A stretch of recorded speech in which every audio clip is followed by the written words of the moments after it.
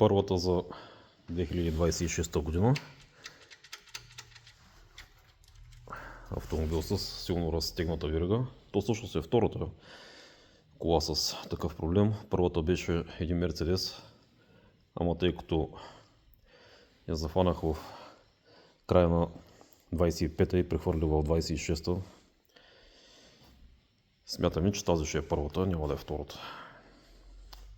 Проблемът глъхне, гасне, няма мощност и записва грешка в липса на синхронизация между коляно валви и разпределителни валове. Ето, това е причината. Автомобил от Hyundai, Kia, то общо взето е също. Бензинов двигател, 1.4 мисля, че беше този.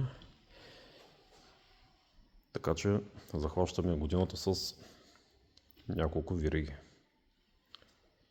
Чао!